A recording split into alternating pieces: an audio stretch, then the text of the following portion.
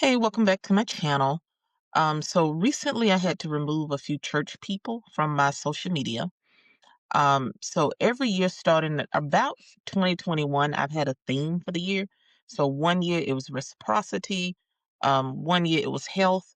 That's not to say that once the year's over that I lose focus. It's just more of a something kind of like I build upon it. Um, so since I've gained new awareness and I'm more intentional about my human experience, I've become more, I guess, for lack of a better word, more intentional with who has access to me and what that level of access looks like.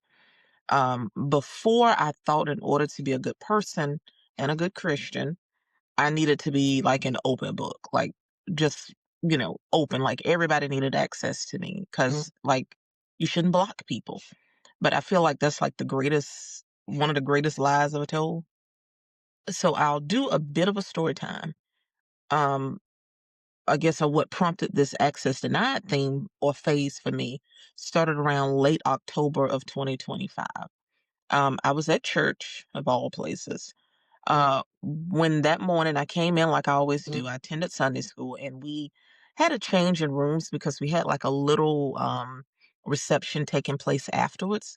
And so we didn't meet in our usual location was, kind of like a more closed, it's like a conference room divided in half. And so we were meeting in our gym. And so, and it's not just like my Sunday school class in there. It's like it was a bunch of us just kind of spread out. So, we kind of huddled together trying to not be too loud, but at the same time be heard. I've had interactions with this woman before, and they have not been bad, or at least I didn't think they were. But that day in particular, I said, "Good morning." She didn't respond and she like looked down. Like she kept looking down. This is after Sunday school ended and everybody's coming out to leave out of the gym and go into the sanctuary. So she's looking down. I'm like, I know you heard me because I'm like literally 3 feet, like a meter stick from you, right? I know you hear me. I know you see me. But you know what? In my mind, I'm like, you know what? Maybe she had a bad morning. Maybe she was wrestling with her child, and so I'm like, you know what? It's cool. Just go on past. Went in the sanctuary, sat down in my usual spot, put my coat down, and put my little Bible case down. And after that, I grabbed my purse because I had to use the restroom. So she's out in the hallway. Excuse me. So when I exit out the sanctuary, she's in the hallway talking to another lady. That lady said good morning. The lady's also a usher. But anyway, friendly lady, older lady. So she said good morning. And so I was like, good morning, good morning. Because she was talking to the lady, the high up lady in church, who I had previously spoken to coming out of Sunday school class. This, I'm telling you, the lady, and I'm going to call her Lady A. Lady A did not turn around. She didn't like throw over, how even if you don't want to talk to somebody, you throw over your shoulder, good morning, hey, or, throw up your hand. She didn't do nothing. So I said right then, okay. I went into my back, sat down. Okay, boom, church is over. So later on that night, I'm praying and I'm like, Lord, I don't ask necessarily for signs. And I didn't even pray about it like verbally. It was just kind of in my mind. So I um,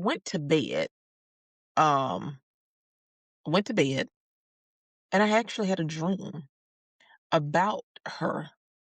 And it was like a voice came in the dream because it was like her, but it was like her child. And her child is very sweet. And a voice cut in and said, she does not like you. And I know the voice was not talking about the child. It was talking about when I went to bed, my focus was on Lady A, kind of running through my mind of why, what's going on? What turned you from hot to cold, right? So that morning I got up, went to work, and I was really thinking, I said, you know what? Given the interaction, I said, you know what? I'm not, and I kept, even with that dream that I felt like was confirmation, I still was apprehensive at the time because I'm at work and I'm on the is Facebook. I'm on the Facebook page and I'm like, you know what? I don't know. I don't know if I should. And I was like, you know what, Haley? Stop gaslighting yourself because this is why in the past you have been burned, so to speak, and have had these uncomfortable situations or these betrayal situations, especially in 2016. If you want to know what happened in 2016, please definitely go back and check out my best friend did witchcraft on me. I think that's the title of it. But go back and see that story. And I'm also going to go back and do a breakdown of that as well. Because I gave a few signs in the video, but when I went back through and really replayed that whole situation, I feel like now looking back that I was a target. And I feel like I need to unpack it because I feel like it's lessons in there that the younger generation of women can really learn, especially when it comes to friends. There's so many warnings when it comes to men that we really and truly overlook women. So I went through, I blocked her and I blocked her husband because I was like, you know what? I'm for 2020, it was late 2025 when I did this. So I'm like late 2025 and moving forward, I'm not doing this. Um, Access denied because even though these are church folk, I have a right to I have a right to guard my heart, as the scriptures say. And this is what guarding my heart looks like to me. Um, so really that's all I wanted to come on here and say is really be intentional about your human experience. I think if we pivot our thinking and treat life as an experience, we are spiritual beings having a human experience. How do you want your human experience to be? Because, like an experience, it's short. We have a short time on this earth. And so I'm going to do another video. I want to get my notes together, I think a little bit more, maybe put a little bit more bullet points on it. A lot of times I jump on here with no script, but I really wanted to get into, and I don't necessarily want to fall down the rabbit hole, but I want to get into this thing of we need to really talk about before you step into a place of worship or religious place, you kind of already, to me, need to do some leg work on the back end with yourself. You kind of already need to be in the healing process and then go to a church or mosque or a synagogue or whatever is, your religious place or a spiritual place. Because if not, you will get taken advantage of. And so I do want to explore that a little bit. I know it's probably going to rattle some people and make them upset, but that's okay. These are the conversations that we need to have, especially with young Black women. Um, but thank you all so much.